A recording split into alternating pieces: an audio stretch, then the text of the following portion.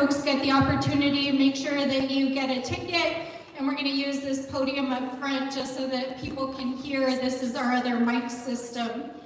But I know many of you submitted questions in advance, so I'm going to do my best to give a little bit of an introduction, a little bit of an overview about what's happening in Washington, D.C., and to answer a few of the frequently asked questions, including the specific questions that were most frequently asked for tonight's purposes, and then we'll open it up for questions. So first, many thanks to Albuquerque High, Albuquerque Bulldogs, thanks for hosting us. And also thank you to all of our resource providers for being here tonight.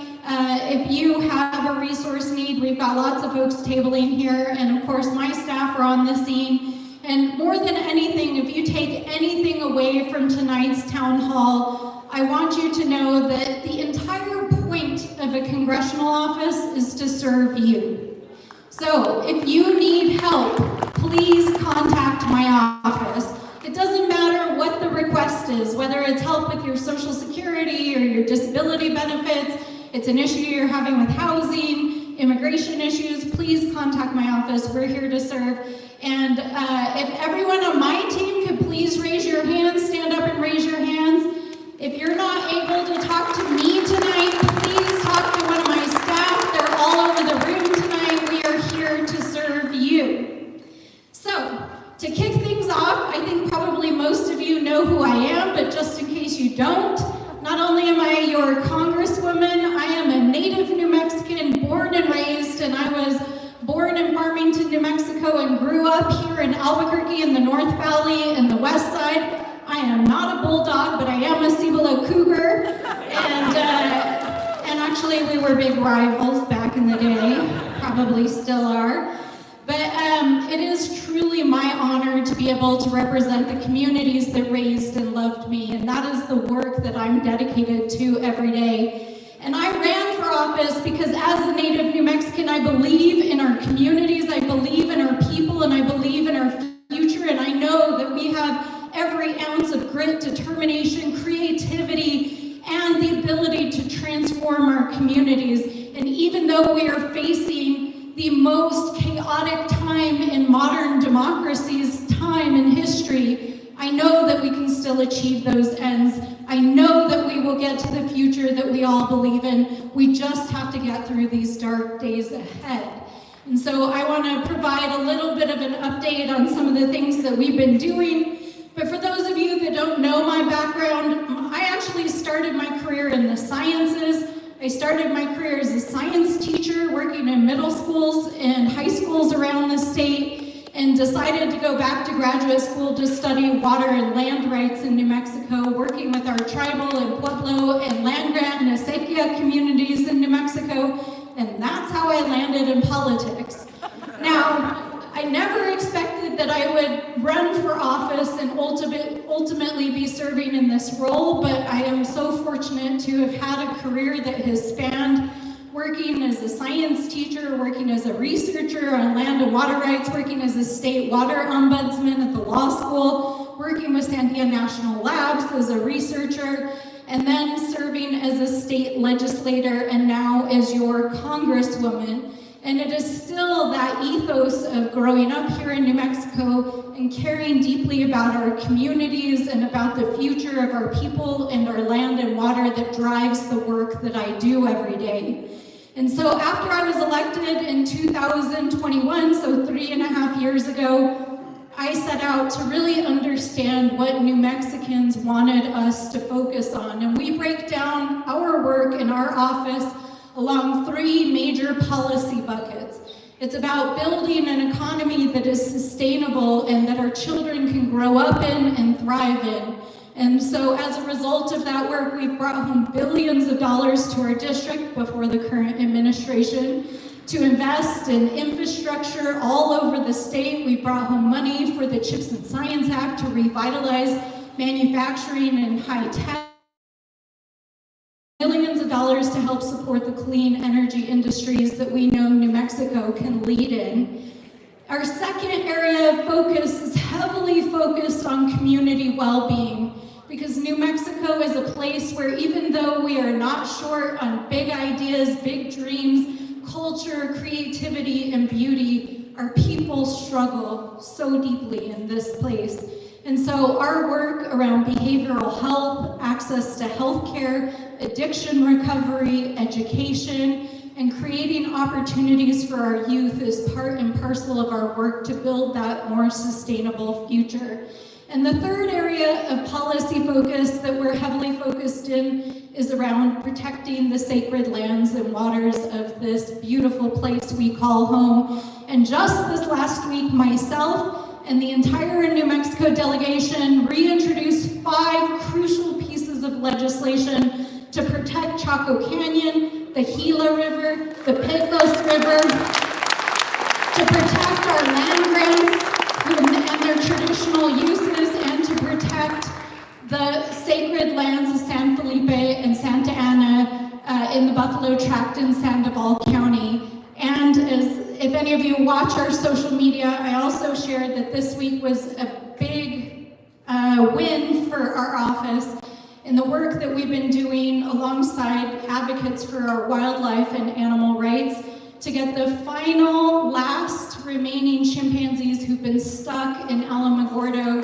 transferred to a chimp haven so that they can live out their lives in peace. Now, I'm starting with all of this because I know it can be easy in these dark and difficult times to feel like only bad things are happening. But it's not true. Every day we are having wins in our office, and that's why I ran for office, because I know that we can solve these challenges. And in spite of all of the chaos that you see in Washington, D.C., and the lack of backbone that you see from my colleagues across the aisle,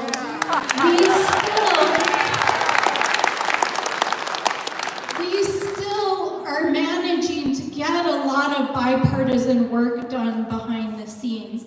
And that is a true credit not only to our delegation, which works hand in hand every day, and our local and county and state officials, but also to all of you who made it possible for us to serve our communities. So really, we thank you for all of the work that you've enabled us to do. So let's talk a little bit about what's happening in Washington, D.C. I'm sure that's probably why the vast majority of you are here right now. And I think that it's not an exaggeration to say that we are living through possibly one of the most chaotic times in modern history. Now, I'm a student of history, and I spend a lot of time on airplanes and traveling, so I've been listening to a lot of history podcasts. And I will say that even though there are some things that are going on that are completely unprecedented, I will say that much of what our country is experiencing right now is not dissimilar from what happened in the 1870s when our country was being torn apart after the Civil War. And at that time, we saw these huge ideological differences between communities, ideas about the future of this country, ideas about what democracy and representation look like, what the Constitution should protect, who should be represented, and how our communities' voices should be heard. And I would say that is exactly what we're living through in this moment. And the reason why I look to history is because even though it feels dark, and on some days when I wake up, I'm like, I don't know if we're gonna make it, I know we're gonna make it.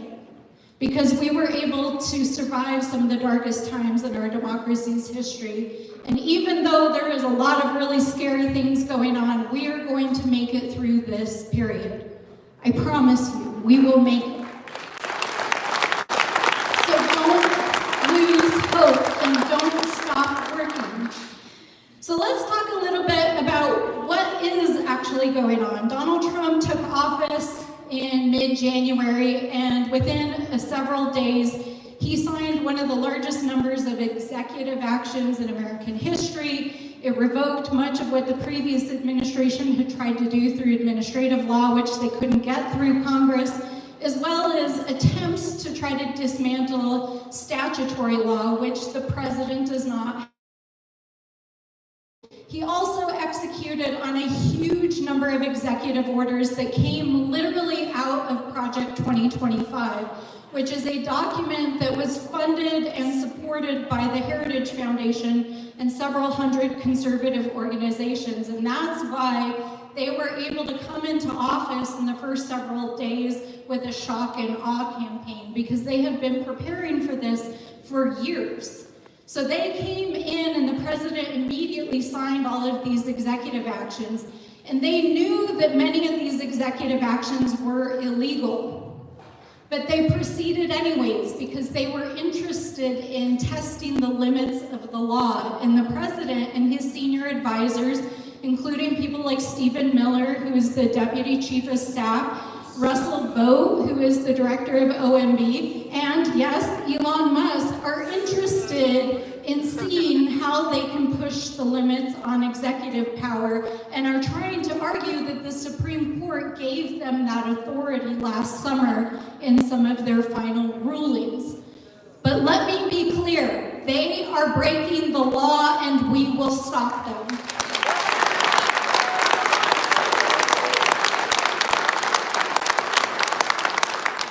Over the last 90 days, how many? I don't know, it's like dog years. 10 years, how long have we been here? 90 days, I don't even know, 80 plus. Donald Trump has signed over over 400 executive actions, and there are now 170 plus court cases in the courts stopping those illegal actions. And many people ask me every day, how do we stop them? How do we put out the fire? How do we stop them from dismantling our federal agencies, firing federal workers? How do we stop them from doing illegal activities? And why is this still happening? And the answer is because we don't have the ability in Congress, because Democrats are in the minority and the Republicans have completely abdicated their authority to keep the president in check. So I'm gonna do a quick civics lesson, because one of the most frequently asked questions I get is, why haven't you just impeached them and removed them and arrested them? And the answer is because as the founding fathers put in place our checks and balances between the executive branch, the judicial branch, and the legislative branch, they imagined, yes, there would be no king, and Donald Trump, you are no king. But they believed that the check on executive power would come from Congress and from the courts. But the problem is that one of Donald Trump's most powerful allies is currently the Speaker of the House. And so, if we want to hold Donald Trump accountable, we need Republicans to get a backbone and defend the Constitution. Because they are not doing their jobs. And the American people have spoken loud and clear. They do not support what Trump and his buddies are doing, the ways in which they are pilfering and looting the federal government and lining their own pockets and engaging in illegal activities. But the Speaker of the House and the Majority Leader in the Senate have refused to conduct even the most basic oversight duties. And I am currently serving in a leadership role in the Oversight Committee as the highest ranking Democrat of the DOJ subcommittee. And we have yet to see a single administration authority even come before the Oversight Committee, because they are shielding him from the consequences of oversight of Congress. That stands for oversight, legislative checks, that stands for impeachment. Unless we take back the House in 2026, there will be no guardrails on Donald Trump. And so that means that in the short term, the only other major tool that we have to hold them accountable for their lawless and reckless behavior that is impacting our communities is to go to the courts. And that is why there are so many countless cases. Now, many of you have questions. There are already dozens of court orders, restraining orders, and other injunctions against the administration. And of course, many people wrote in Kilmer Alberto Garcia specifically for today, we are in a constitutional crisis. I have hesitated to use that language because it feels so dramatic. But when the Supreme Court rules unanimously 9-0 that the administration is breaking the law, and the administration not only refuses to comply, but brings a foreign leader to the United States, to the Oval Office, to tell the public that they will not comply, we are in a constitutional crisis. So what that means is we have to continue to use the tools at our disposal. For those of us serving in Congress, it means that we have to stand up and use our voices and to organize and to stand up on the floor and in committees and fight back, to use the tools of oversight and continue to introduce legislation and use the tools that we have. For our communities, it means we have to continue to use the courts to hold them accountable in all of the places and spaces that we have. And we have to continue to hold them accountable as the people of these United States, because at the end of the day, the most powerful power is the power of the people.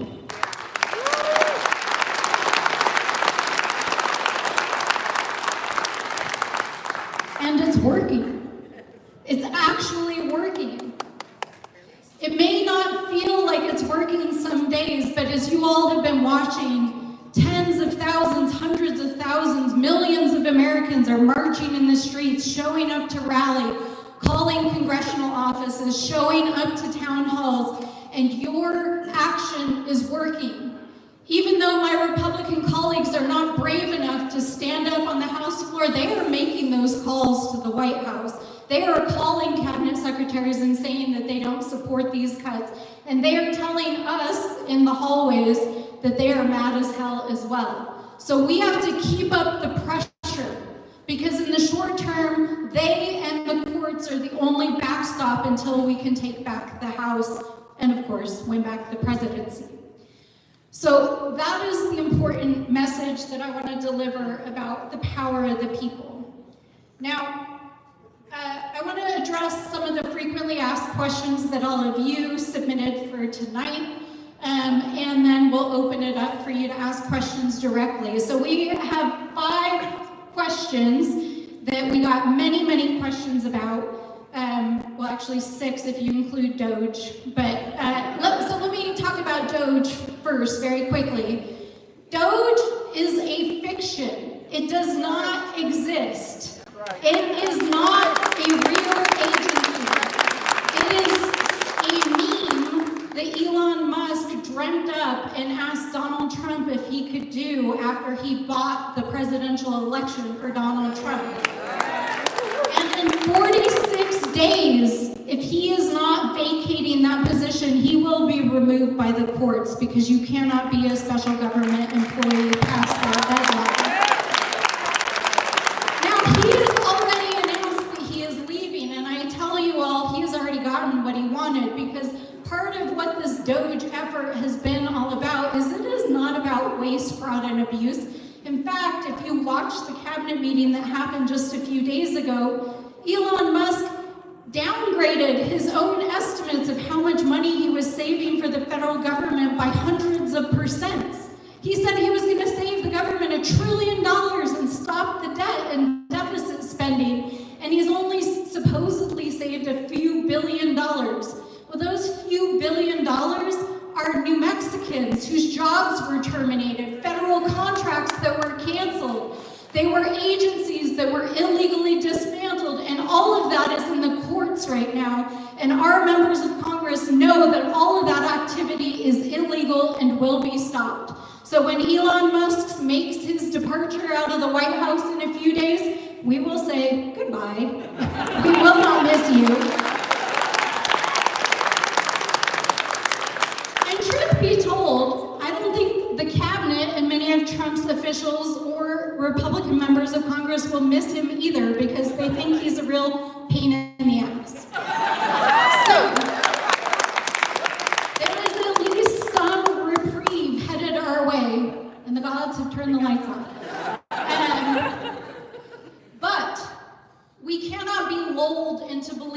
that that is the end, because Project 2025 is the master document that the Trump administration is executing off of.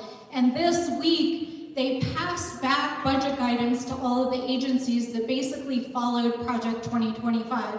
So while the action is moving from Elon Musk, it's moving over to OMB and Russell Vought. And so as we continue to organize and raise our voices, we have to raise them loud and clear that we oppose what they're doing wherever they do it. And the other thing that is so important, and I really, really want to emphasize this, and I'm sure people will ask a lot of questions. Last week, Congress passed a budget resolution that would gut Medicaid, SNAP benefits, and social programs across the federal government to give permanent tax breaks to billionaires. But they have not yet passed that bill into law. And in order to pass that bill into law, they are going to need every single Republican vote in the House. And so one of the most important actions that we can do right now is to just hammer Republican offices, both in the Senate and House, and to make sure that they have the conscience and backbone to vote against these damaging cuts, because we know how truly devastating they will be. So that is where currently things lie. Now, I know a lot of people ask questions about Social Security. Looks like we have a few Social Security recipients here in the room. I went down to Social Security this afternoon. I was denied entry into the building. Boo! Members of Congress cannot be denied entry into federal buildings. We had an appointment. It was canceled without notification, and when we requested to meet with the manager, we were told by the security guards that we could not enter the back of the building. This is Donald Trump's administration. Now, we know what they're up to inside the Social Security Administration. They have now announced that they are firing 7,000 employees. They are closing regional offices. We learned today that our regional Social Security office, which is a call center for the entire country, is down from 600 employees to only about 250 left in the building. They were ordered back into the building. Many were teleworking, and as a result, they got COVID in the days after they were ordered back into the building, and hundreds of people have resigned, have been fired, and have not come back. We know that the ways in which that's impacting people is it means that people are not accessing their Social Security. For the first time that we've ever heard of, the computer system for Social Security is crashing on a regular basis because Elon Musk has infiltrated it and is data mining and shutting down accounts. What are we doing to fight back? We are taking it to Congress, we are taking it to the courts, and we are taking it to our communities. This is the same theme across all of these activities. In Congress, myself and other members of the Oversight Committee and the Ways and Means Committee are investigating and doing oversight over what they are doing. We are filing bills to not only stop the infiltrating and dismantling of Social Security, but to expand benefits and increase them to meet the cost of living, because barely anyone can survive on the existing Social Security benefits. And we are in the courts, joined in lawsuits that are trying to shut down what the administration is doing. But I want to be honest with all of you. They are trying to dismantle Social Security. They may get on TV every day and say that's not actually what they are doing, but they are dismantling the Social Security Administration. And we don't know what their end goal is, but we do know that the GOP has had a dream of privatizing Social Security for many years. And this morning I spoke to the highest ranking Democrat, John Larson, who went viral a few weeks ago in his angry debate on Social Security. And it appears that there are a lot of major financial institutions that could make a lot of money if they could privatize Social Security services and take your benefits and invest them in the stock market. It's a scam. What a joke. So when you hear people say, when you hear Elon Musk say that it's a Ponzi scheme, when you hear Donald Trump say that they're just rooting out waste, fraud, and abuse, when you hear Mike Johnson, the Speaker of the House, saying, oh, they're just going to cut out the waste, fraud, and abuse, what they are actually doing is setting up for the largest privatization and scam we've ever seen in the history of Social Security since its inception in the 1930s. And we will fight them every step of the way.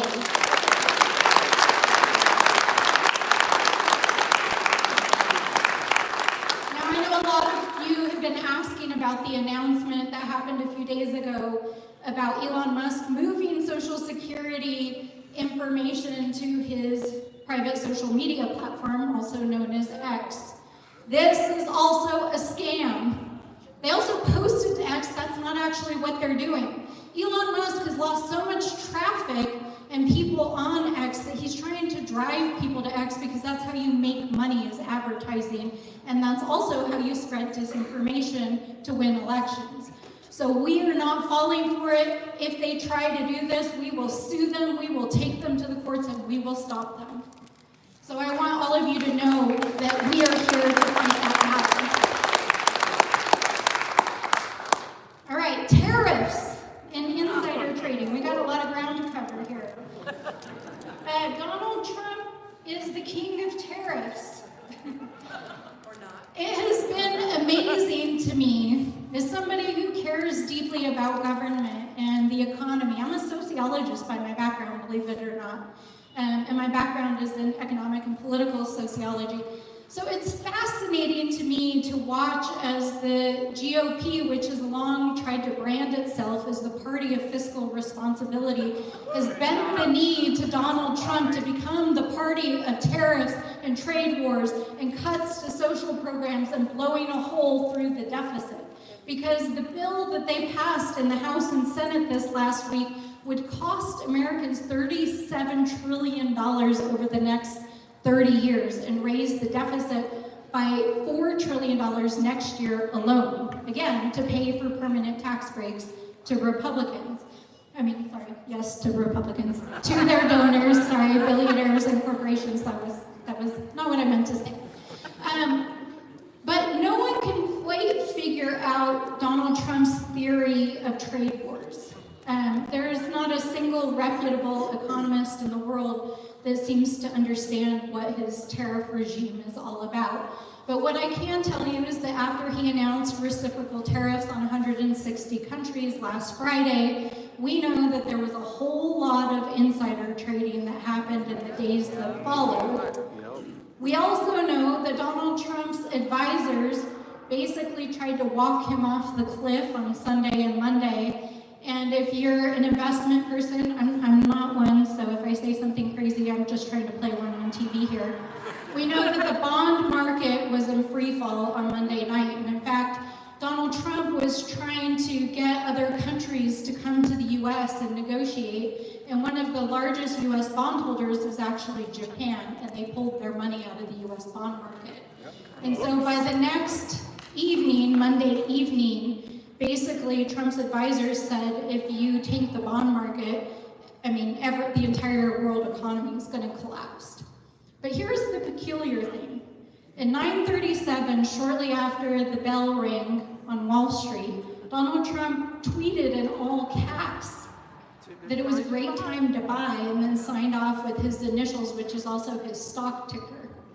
And in the hours that came afterward, for the next 4 hours before he announced that there would be a 90-day pause on most of those tariffs, we know that Donald Trump himself made almost $500 million because his own company closed at 22% that night, and the entire market's increase was only at 9%.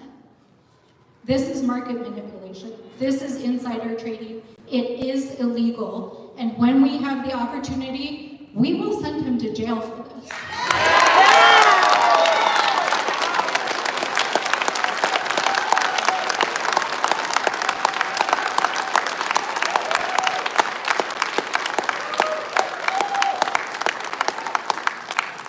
But that, of course, brings us to the political reality that we're living in. which is that Donald Trump is breaking laws left and right, and he is not being held accountable under the law. And that is in part because he is breaking federal laws, and he has completely rigged the system in such a way that his own Department of Justice, who would be the primary prosecutor, is not only not prosecuting, but actually enabling his behavior. So there are armies of lawyers out there who are trying to understand whether or not states, tribes, nonprofits, private citizens can bring cases to the courts that will hold them accountable. And I know people feel frustrated, but this is the legal process that we have, and ultimately we will hold him accountable. It's just a matter of time. Third, voter suppression. A lot of people are asking the question, will we have another election? We will have another election. However, Donald Trump signed an executive order 2 weeks ago that essentially mimics the SAVE Act, which the House Republicans passed in the House last week. This bill is a classic voter ID law, just like the voter ID laws that were deployed in rural and southern communities for generations to keep people from voting. Very classic. Now, the rhetoric is that they're trying to keep immigrants from voting illegally. Well, that's already against the law. If you're not a US citizen, you can't vote. It's a lie. There's no data to substantiate this. But it would disenfranchise millions of Americans because it would require people to get IDs that are very difficult, they're expensive, and if you are a married person who changed your name, or you are somebody who has otherwise lost your documentation, it means that you would be disenfranchised. Donald Trump's executive order is illegal, and not only is it illegal, a lawsuit was immediately filed, including by the leader of the Democratic Party in the House, Hakeem Jeffries.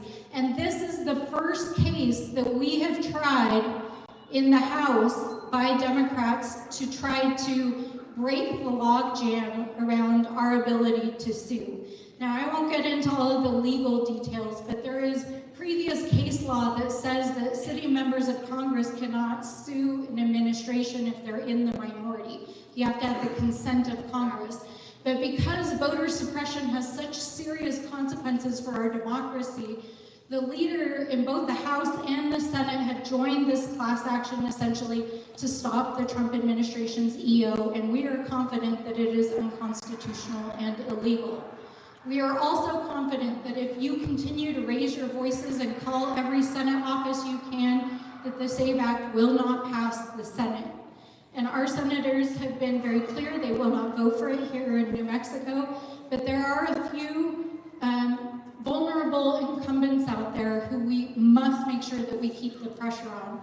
Because if we lose voting rights, we lose everything. So we have to continue to push back. Now, I will say this to give you a ray of hope.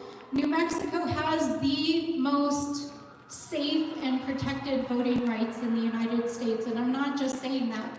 Our Secretary of State, Maggie Toulouse-Oliver, literally won a national award last year for the best voting rights access in the United States, and we are the first state in the country to pass the Native American voting rights and broad voting rights protections.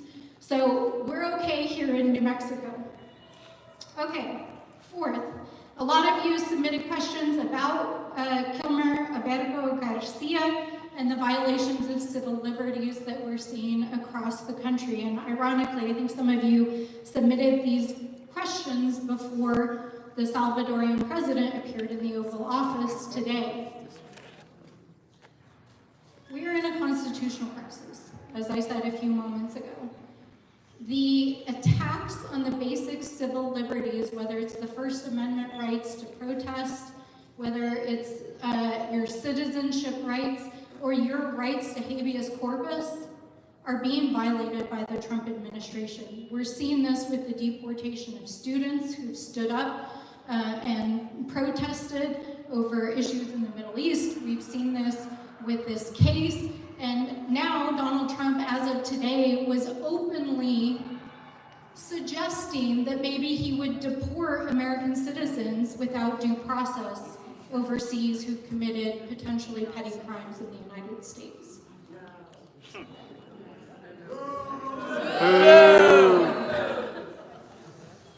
What do you do in a constitutional crisis? Fight back. Fight back. You fight back. This is one of the biggest questions that we will face as a country. Last week, House Democrats met with the Attorney Generals of many of the states, and it's very clear that we have arrived at this moment. We have to continue marching. We have to continue speaking up. We need our Republican colleagues to speak up. But we are headed for a crisis that this country has never seen before, and I don't think anyone has easy answers. I know that feels frightening. I know that that is not a satisfactory answer, but that is the reality that we face right now.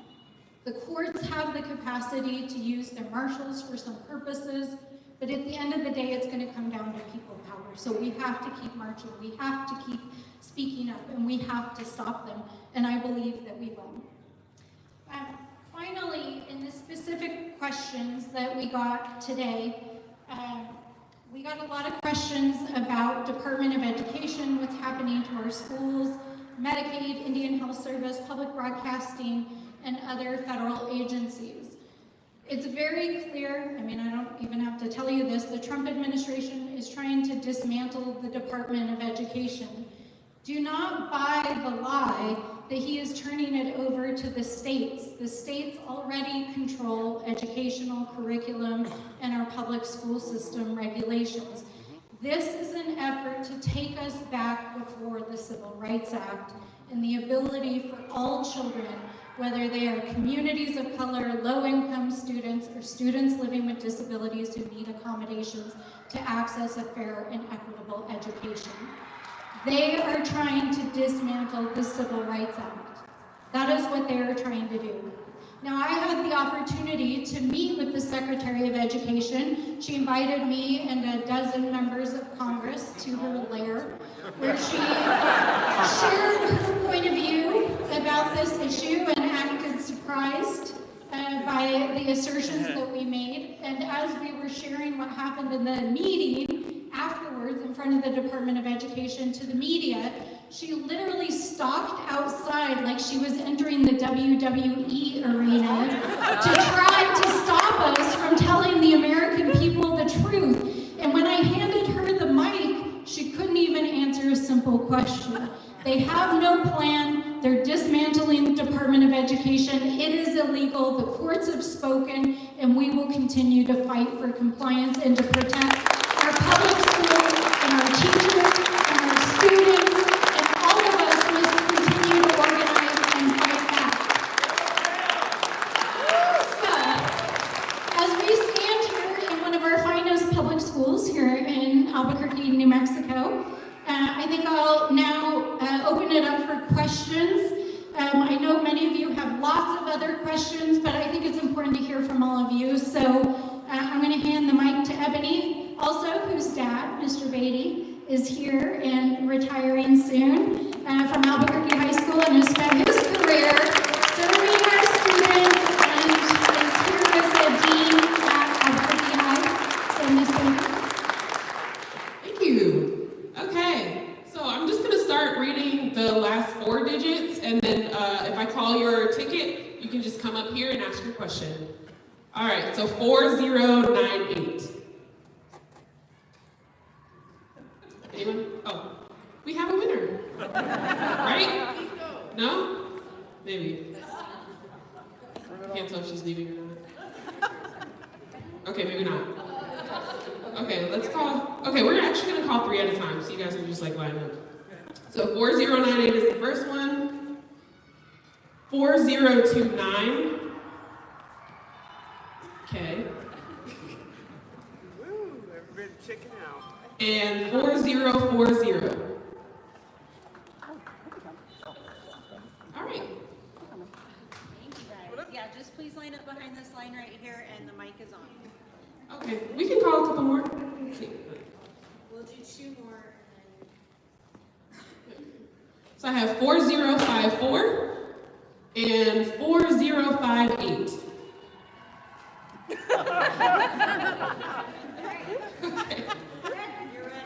Y'all were not shy like this when you were getting the tickets over there. So. Right, please. So if your numbers, the reason we're doing a lottery system is to try to randomize it so it's a little more fair. But I will stick around afterwards if you have questions and you don't get to ask it in front of the audience. But we're gonna call numbers, have you guys come up, ask your questions, and then I'll have you guys make your questions and comments, 3 or 4 at a time, and then I'll answer, and then we'll do another round. So please, sir. Thank you. My name is Joe. I'm originally from Albuquerque, Mexico. Pull it closer.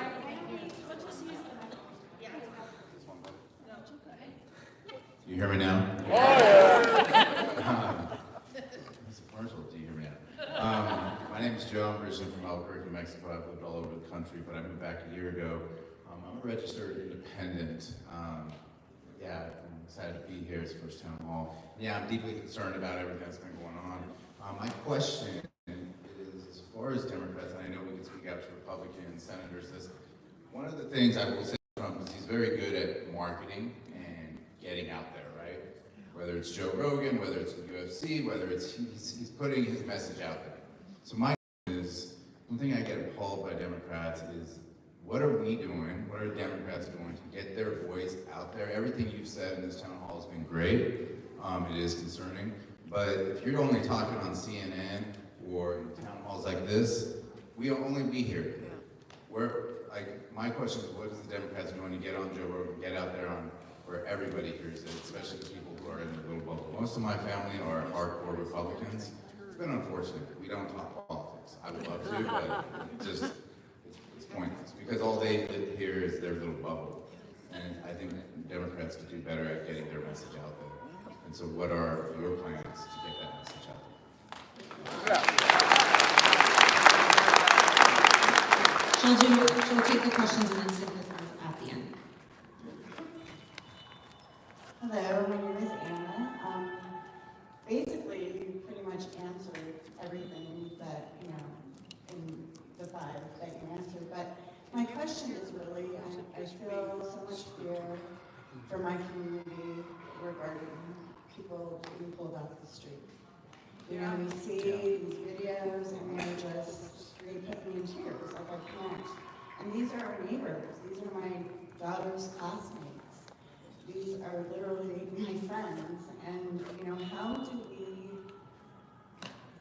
I just don't see like a light at the end of that tunnel at all right now. And I also, how do we respond to that? What if it happens to one of us, one of our neighbors, a friend? How do we respond? Are people supposed to get attorneys and walk around with habeas, paperwork? I just don't know how I don't know how to respond to that. I wouldn't know how to respond to that because in New Mexico we really don't have, or I haven't, I've lived here my entire life. And, born in a Presbyterian hospital and, so I haven't really seen anything like that. It's sort of shocking to see me watch those videos.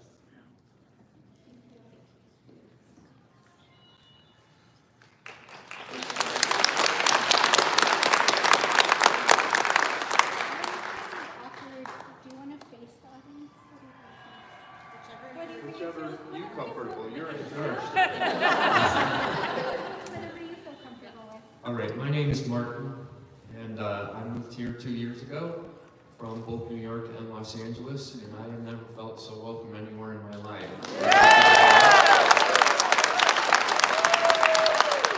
You already answered the question I have written down, so I sat there thinking, we've been hearing a lot lately that members of the House and members of the Senate have actually been physically threatened by members of the Trump administration. And today I also heard a report that I believe it was described as the liberal members, which I probably those 3 women on the Supreme Court, that they've also been receiving threats recently to vote the way that Trump wants them to vote. And the way you're nodding, I have a feeling you would like to discuss that. So I'll hand you forward.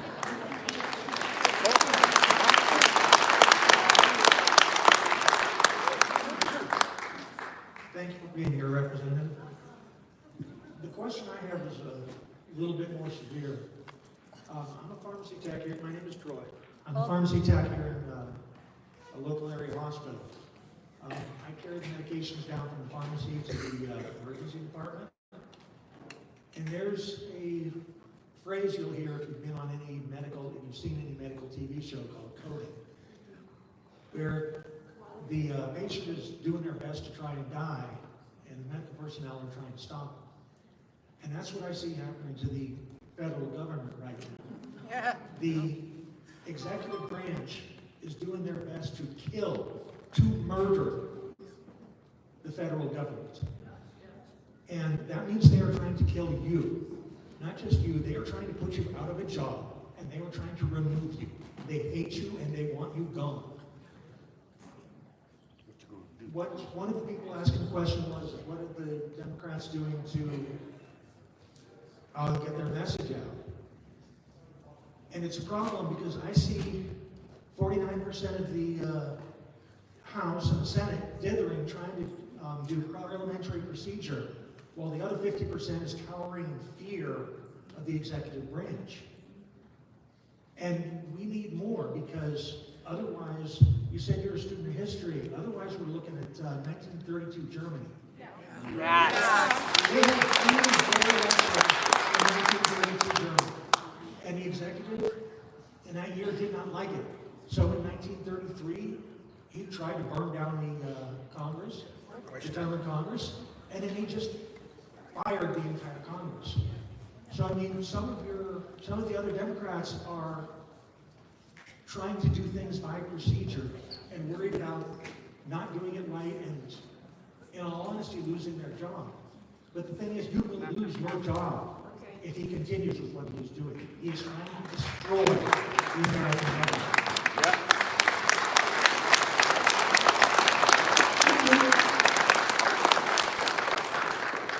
Oh, 4 more words that I got inspired to say after the president's first speech to Congress. This is not normal.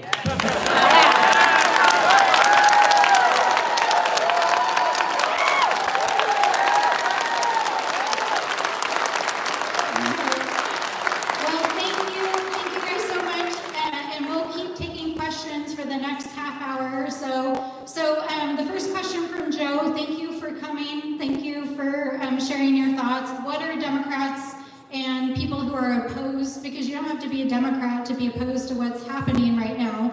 In fact, the vast majority of Americans are. In fact, Elon Musk's popularity is under 30% right now, which means Americans think he's doing a shitty job and needs to stop. So what do we do to get the message out there? I mean, the reality of this situation is that we don't have the communications infrastructure that Donald Trump built over the last decade.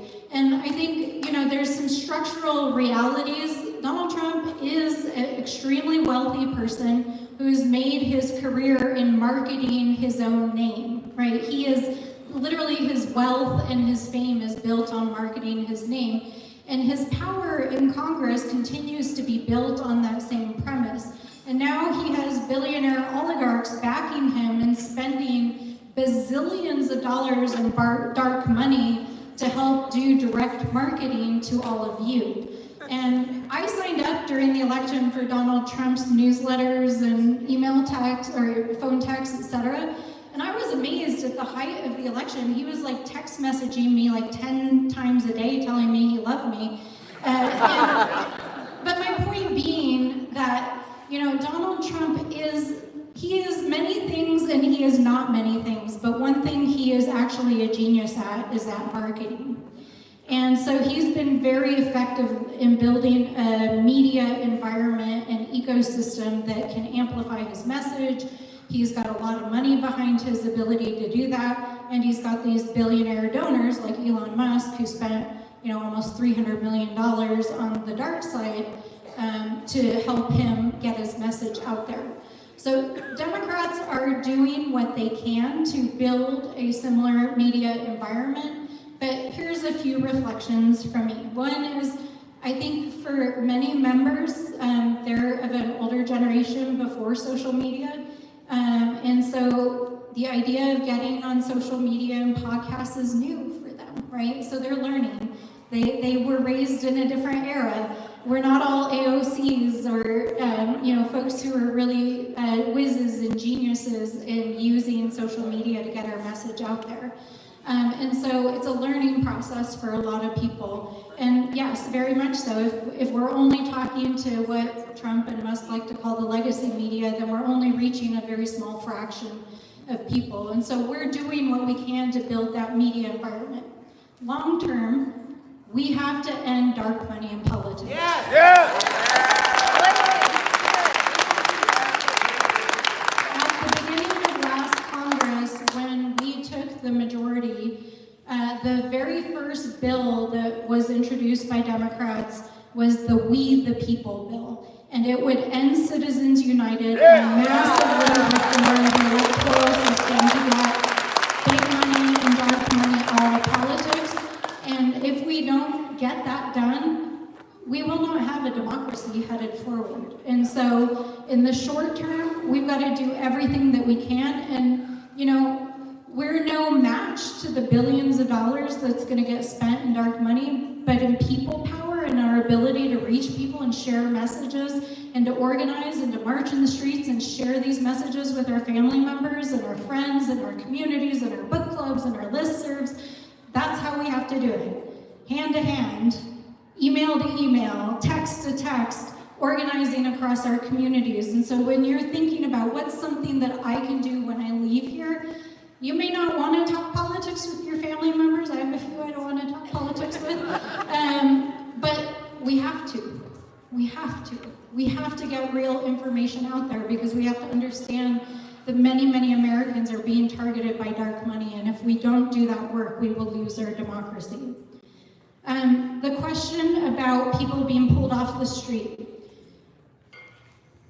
Our governor, the New Mexico delegation is now meeting with the governor on a weekly basis to coordinate and make sure that we are protecting New Mexicans from what's happening in Washington, D.C.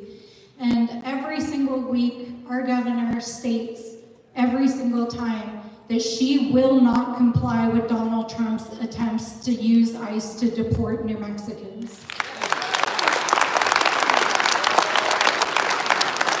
Because the reality of this situation is they never passed bipartisan immigration reform or fully staffed even the existing crises that we do have on the border.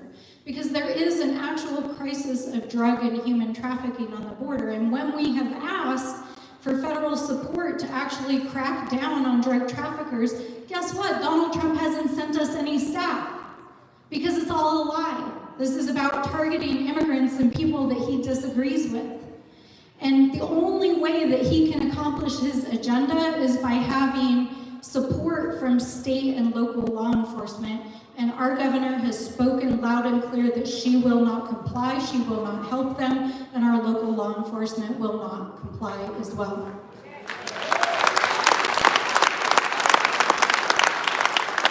That said, if you are an immigrant or you have a family member or a friend or a person in your life who is concerned about their immigration status, please contact our office. We will help you. We spend a lot of our time doing casework on individual immigration cases, and if you need assistance to just have even peace of mind about what's going on, contact our office.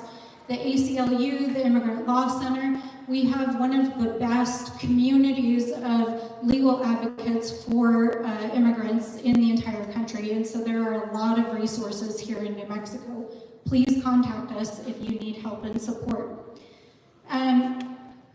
The question about threats to members of Congress and public officials. Yeah, I mean, we're living in such a hyper-polarized political environment.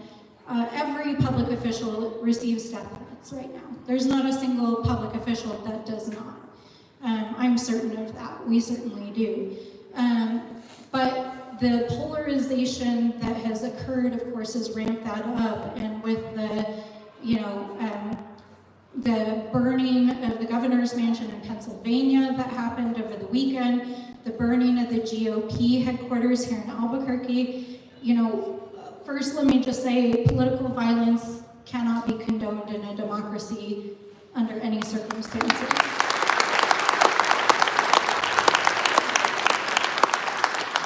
But we are faced with the reality that our public officials are, by signing up for public service, putting themselves in harm's way. And what I will say is the impact that it's having on my Republican colleagues, at least as they say to me, take this as you will, is that they are not only concerned about crossing Donald Trump for their own political careers because they know they'll get taken out in the next election because he'll endorse and fund someone else. What we are hearing from our colleagues across the aisle is that they have been finding that if they do speak up and speak out, that Trump's supporters are going after them and threatening them and their families. And so that has had a chilling effect on dissent within the Republican Party as well. So it's something that we have to continue to raise our voices and continue to condemn violence. In terms of the comments that were made here at the end, when you kind of zoom out and look kind of in its totality at what Trump and Elon Musk are doing, the White House is for sale. Like, that's really at its core what it is. And if you ever spent any time watching like a Trump rally, it's literally like watching the Home Shopping Network. Like, it's a split screen, I'm serious. He like gives his rally remarks and then he's selling like his meme coins or his Bibles or whatever thing he's selling that day. And I think you have to look at Donald Trump's policy actions with that same split screen. Because on one screen, he's announcing he's gonna do this and take that policy action. And on the other split screen, he's saying, here's how the White House and our federal agencies are for sale. And one of the things that we found in the oversight committee as we've been investigating DOJ is that they literally are looting the federal government. They want to sell off federal buildings and sell them at low cost to real estate developers and demolish them and do real estate development. They want to privatize contracts for DOD and NOAA and NASA and all of these federal programs, and Elon Musk has already penned those contracts while he's been in this SGE rule. They want to prepare for the takeover of data management and services using their private companies. All of these efforts, if you look at it through that kind of split screen, and remember who Donald Trump is they are looting the government to privatize it. And those activities are illegal. So we are continuing again to take them to the courts to hold them accountable. We will continue to do oversight over what they're doing, and we'll continue to shed light on what they're doing. And I'll just tell you that we announced today, Elizabeth Warren and I introduced legislation to stop special government employees from looting the federal government ever again.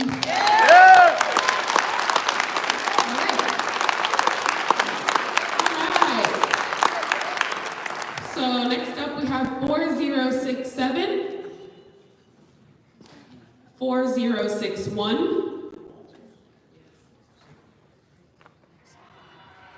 4018, and 4053.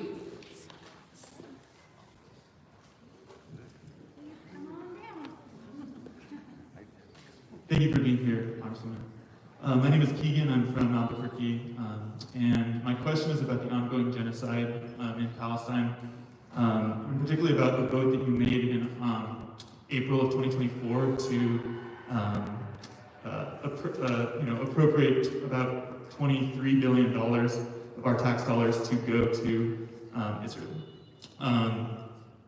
Some context is that since October 8th of 2023, over one child has been killed every single hour. Over 50,000 people are dead, most of them women and children, as well as innocent men. And not only has this money been used by Israel to bomb and kill people in Palestine, but it's also been used by Israel to kill people in Lebanon, in Syria, and in Iraq. So I wonder, what is your stance? How do you reflect on that vote? And if the same thing came out today, would you vote to continue to appropriate money that way? Thank you.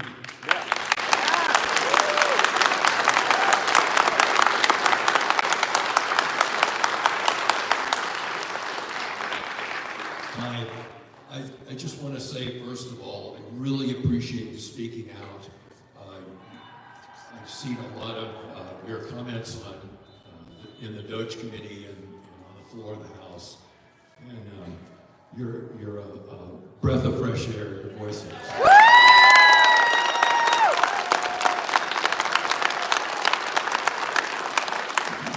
You've answered many of my questions, actually, but I remember at the last town hall. Whoop.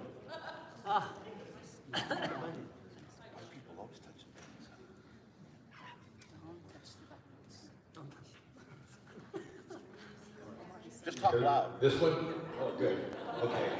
During the last town hall, and this one, you talked about some of your Republican colleagues who are upset but unwilling to speak out.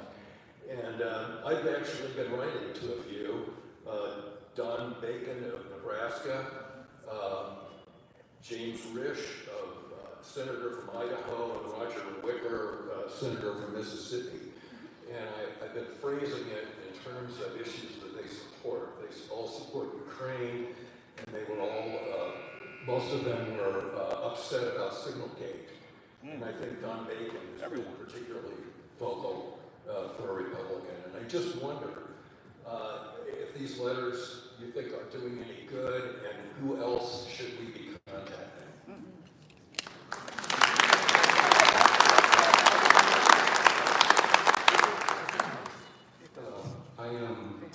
I want to say that I've always thought that there were roadblocks set up. In government. So I've been shocked to see how it just continues to do illegal things. They keep saying, oh, it's not constitutional, and it's illegal, and I just can't figure out how this continues to keep happening.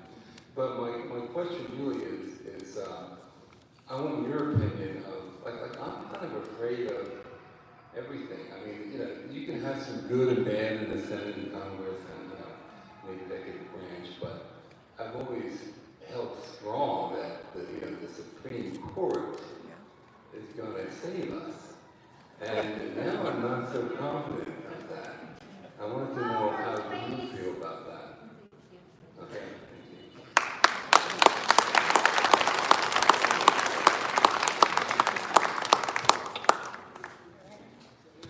All right. Oh, can you guys hear me? All right. Thank you for the question about Israel and Palestine. What is happening right now in Israel is a violation of international law and human rights. Not only in Gaza, but also what is happening in the West Bank right now. I have been signing on letters, doing oversight, co-sponsoring requests for information, resolutions, and legislation to stop the illegal violations of human rights and attacks on the Palestinian people. It's very clear that the current Prime Minister of Israel is closely allied with Donald Trump. It is very clear that the current Prime Minister, whether or not you agree with him or not, has very little regard for the law, just like Donald Trump. It is very clear that his own people are marching in the streets because they do not agree with what he is doing as well. And so I do believe that if there is legislation, again, that comes to the House floor that would further embolden, empower, and arm this gentleman, I will absolutely 100% vote against it.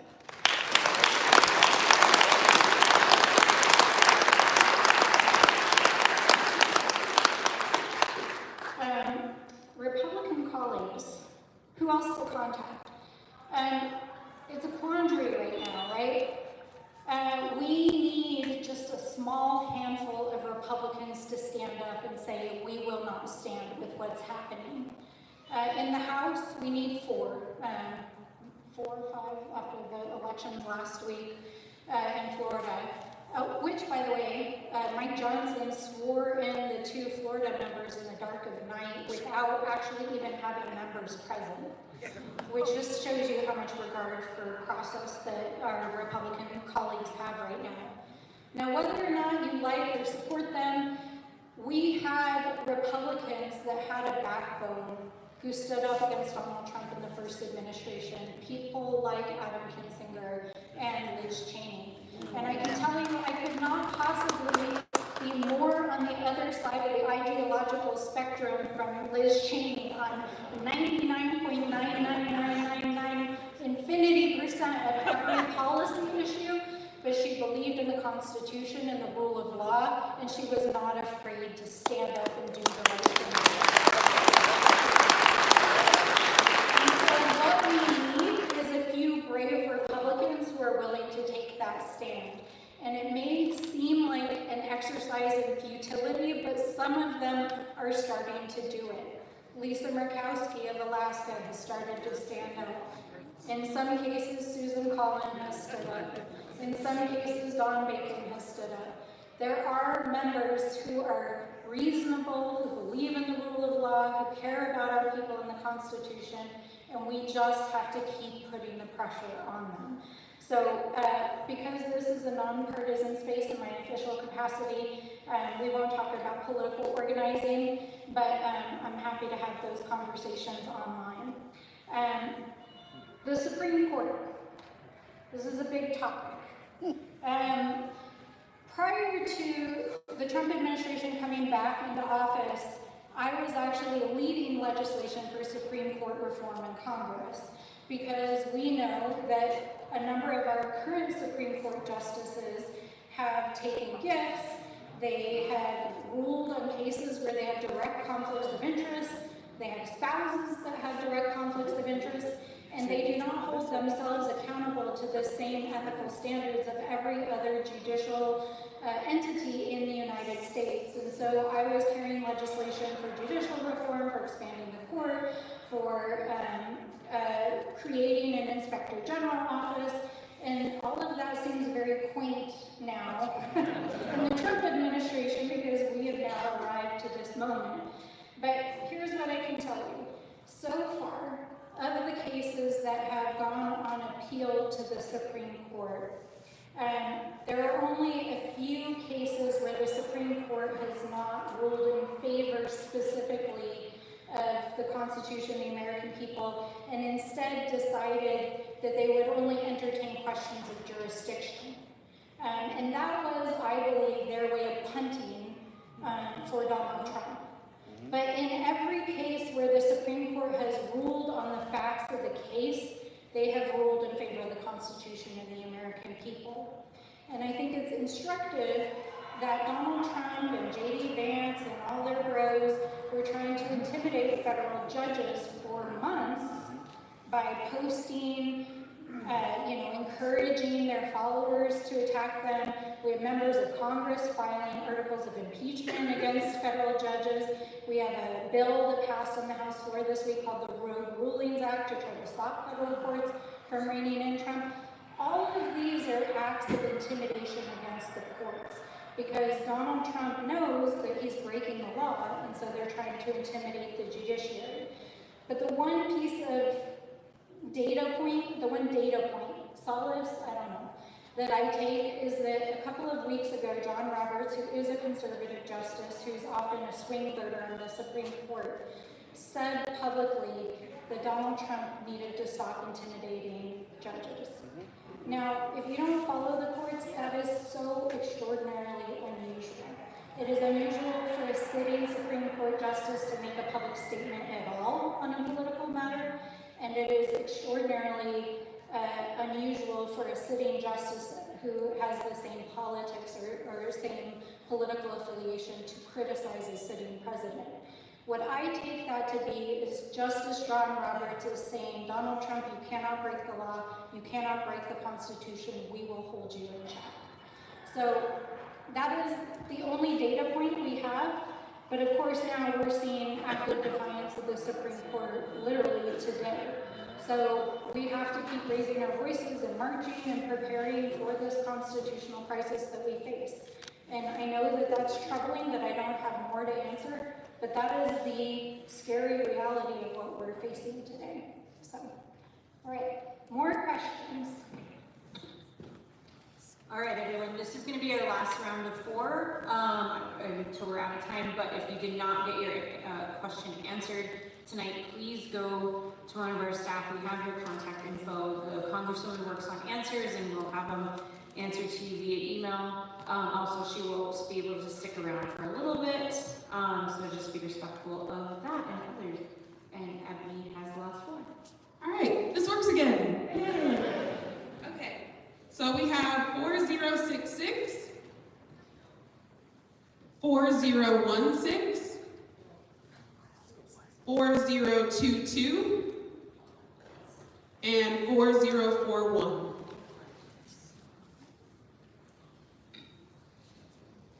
You can come up here. Hi. My name is Sashing. I'm a nurse practitioner, and I've talked to you before about my concerns about my patients losing Medicaid, my patients' families being deported, losing special ed services. I have a friend who's an occupational therapist. She couldn't be here, but I told her I'd ask you a question. She works in the VA. She works with veterans who have PTSD.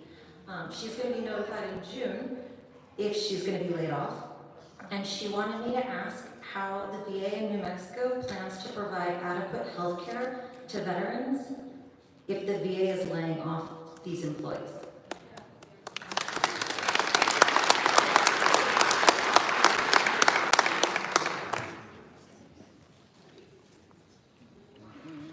Hi. Okay, the man earlier addressed specifically what I'm concerned about. But generally, I see you and Senator Lujan doing great work for New Mexico, for the economy, but everything I get from the Democratic Party says, what is your main area of concern? And my main area of concern is foreign policy, and it's never even on the list, right? And right now, it's a big concern, the genocide in Gaza, the occupation and illegal bombing of Syria and Lebanon, and Netanyahu agitating to go to war with Iran, which could lead to World War III. And so, through your bills and through your budgeting, you can do things. And I just don't hear enough from New Mexicans about this. And I'm going to veer off now. I did look up your contributors before I came, and I was very happy not to see APAC on the list. I did see J Street, they're pretty much okay. And I've been really happy and excited to see you on YouTube quite a lot. I get a lot of my news from YouTube. And you've really been speaking up. Hooray for you. Yes. When I watch these YouTube clips, there's the speaker, and then there's a sprinkling here and there of other people. But where are the rest of the Congress people? Thank you, ma'am. All right, we're going to pick 2 more since the 4 didn't come, just to be fair. All right, so we have 4057 and 4038. Keep going. We'll just keep picking them until... We have to keep it random, I'm sorry. Okay. All right, one more, let's see. 2 more, sorry. 4019 and 4076. Keep going.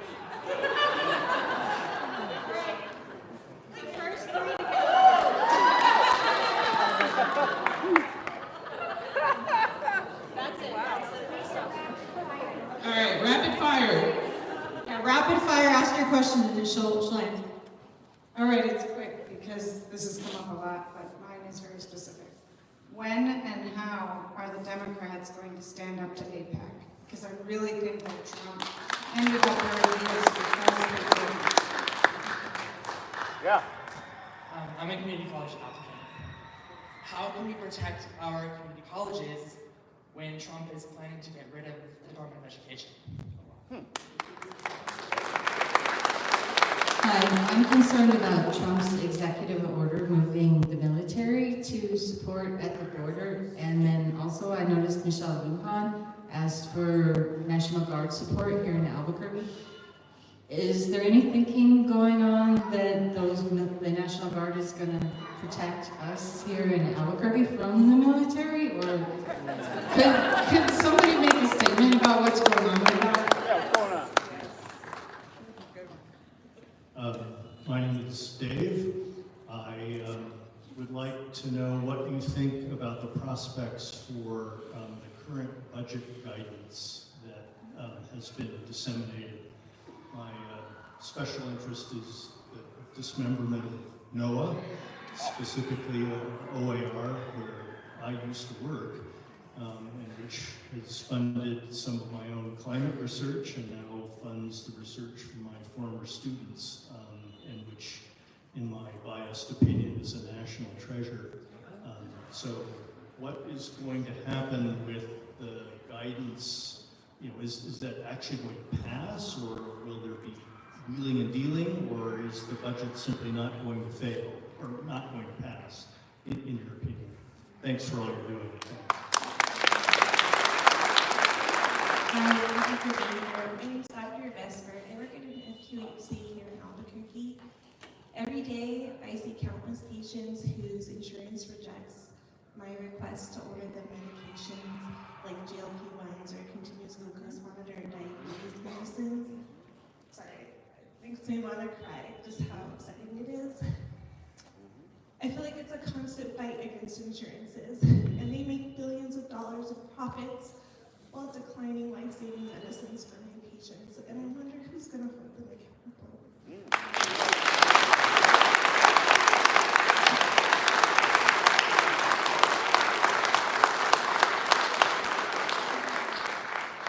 So who takes care of you? We do. Okay? You're so busy giving out to everyone, and you're up there and you're fighting for us. So who feeds you? Who helps you? That's a great last question. All right. So we'll answer this and then we'll close out. Thank you. I swear that wasn't a plant. All right, let's start with the VA. If you're not already mad as hell, you should be mad as hell about what they're doing to the VA. A couple of weeks ago in the Oversight Committee, the Republicans had the gall to claim that Trump is not touching the VA, and that is just bullshit. Lies! It's a bullshit, it's bullshit. Lies! It's lies. The firing, there's been multiple rounds of firings that have been executed by DOJ, including firing what they call probationary staff. These are staff who have changed positions in the last like 1 or 2 years, depending on their position. That could even mean getting a promotion. Like they went from being a healthcare professional to being a manager of healthcare professionals. And that mass probationary firing has now been, the courts have now ruled, 3 separate federal courts, that probationary firing was illegal. But dozens of New Mexico VA staff were directly impacted, and many of them have contacted our office, told us their stories. The courts have ordered Trump and his people to reinstate those employees, and as we understand it, they are doing their best at the Albuquerque VA to do that. But they are trying to restructure the VA and to privatize services, and we know this is one of the things that they've been trying to do for years. We also know that the Republicans passed a continuing resolution just 3 weeks ago in which they underfunded the PACT Act, which was the largest expansion of VA benefits since the end of World War II, and essentially tried to claim that it wouldn't have impacts, but it will literally impact hundreds of thousands of people. So we are fighting back in the courts, in Congress, calling them out, doing everything we can to help the local VA. And I can tell you this because we work directly with the Albuquerque VA, that we have a wonderful VA director here in Albuquerque, and he is doing everything in his power to protect VA health workers here in Albuquerque. If you are a veteran and you are experiencing impacts, if you're having issues with with filing a claim, with getting your benefits, with signing up for PACT Act benefits, please contact my office. That is the kind of casework that we do every single day. And also, among the things that are ultimately, I believe, going to create the political Titanic shift that will be necessary to get Republicans off their asses and fighting back is attacks on Social Security, the VA, and Medicaid. So keep speaking up. On foreign policy, foreign policy questions come before us all the time. It may be that part of the reason why New Mexico's representatives don't speak up on these issues as much is because aside from Gabe, who's on armed services, the rest of us are not on any committees that deal with foreign affairs. And so what happens when you get to Congress is that we specialize based on the committees you get assigned to. So my background's in natural resources. I'm a water resources expert. I serve in the Natural Resources Committee, and I serve on the Oversight Committee, partly because I used to work as a Fed for the Office of Management and Budget. And so foreign affairs is not my subject matter expertise, but certainly it's something that has implications for all of us, and it's something I care a great deal about. And if you have specific questions about specific places, please come talk to me in my office about it. Community colleges.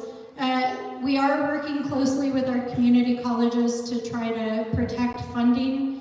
The dismantling of Department of Education is impacting community colleges and HBCUs and Hispanic serving institutions, of which New Mexico's are. It's impacting scholarships, and it's impacting funding for student services. And if you're following the news right now, it's very clear that the Trump administration is attacking higher education and trying to get concessions out of higher ed. And in particular, they're doing it under the rubric of what they're calling anti-DEI. So the Department of Education basically told every single educational institution in the country, we're talking tens of thousands of schools, K through 12, preschools, colleges, community colleges, that if they had any programming that engaged in teaching or supporting diversity, equity, inclusion, or accessibility, that they would cut their federal funding. That is illegal. It is illegal, it is illegal, it is illegal. And we are fighting them in the courts. We will fight them to the end. We will preserve the funding for our schools.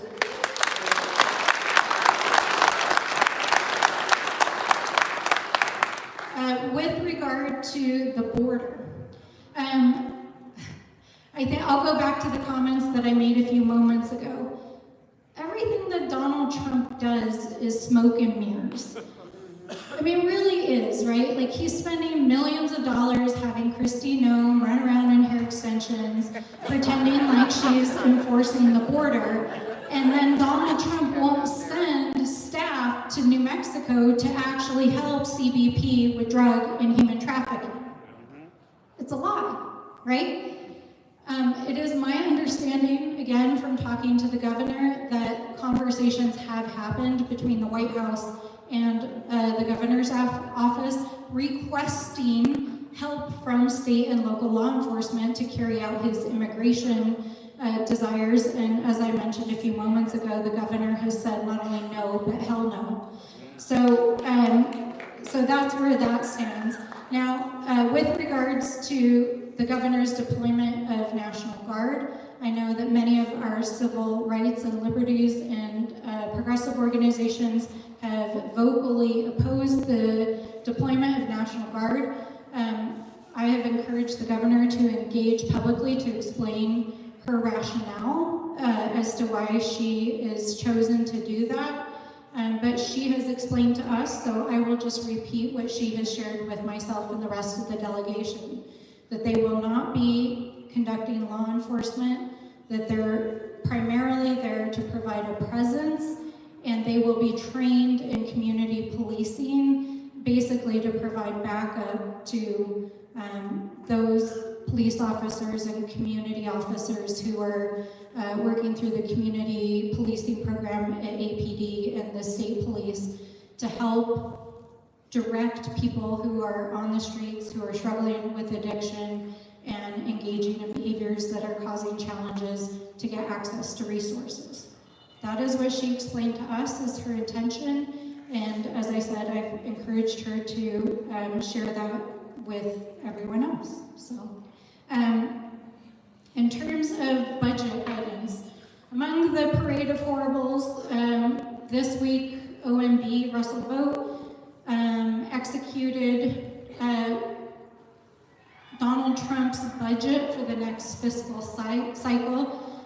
They sent guidance back to agencies telling them what the White House wanted them to do. And as a former OMB employee, I found it interesting because no agency is allowed to talk about passback, but you'll notice that every federal agency is talking about passback, which I will call an act of resistance by our federal employees. It means they leak the documents so that you could find out what Trump is trying to do. He is trying to eliminate OAR at NOAA. He is trying to eliminate climate science across the federal government. At the end of the day, none of that can be executed legally without going through Congress. So that takes us to a bigger question. Can Congress pass a budget?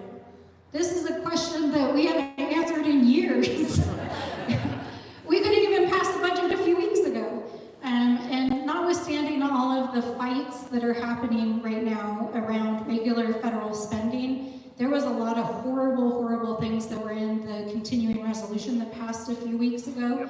However, it continued the spending levels that were put in place during the Biden administration. And so even if Russell Vogt and Elon Musk and Donald Trump are not funding the programs internal to the government, Congress gave them the money to do that. Now, will Congress slash and burn their budgets? The next test of Congress will be this big tax package.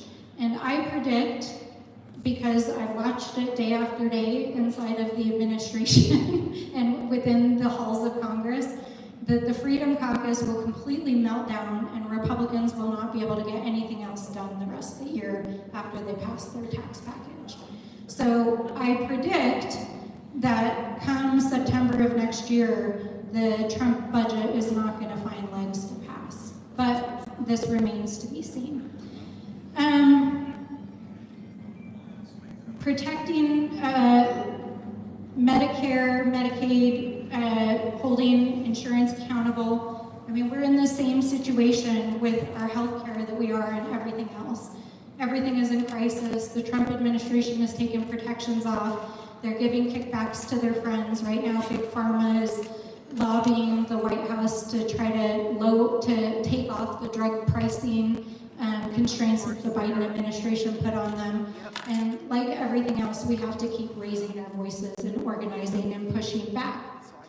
And to answer the final question of what do I do, who takes care of me, I think that's actually a good note to end on, because I think that, here's what I'll say. You know, I think for all of us, we're watching in fear, we're watching in outrage, we're watching in anger at everything that's happening right now. And all we can do is all we can do every day. We can wake up, we put one foot in front of the other, we fight like hell, and we do the best that we can for each other, for our democracy, and for our children and grandchildren, and that's all we can do. And so what I do every day is I wake up and I spend some time meditating and I eat a good breakfast and I prepare my rants for the floor of the House and my committee comments. I work with my staff, and I happen to have one of the best and most dedicated staffs in the United States Congress. And I just get up there and I do the best that I can every day. You do a damn good And that's job. all any of us can do.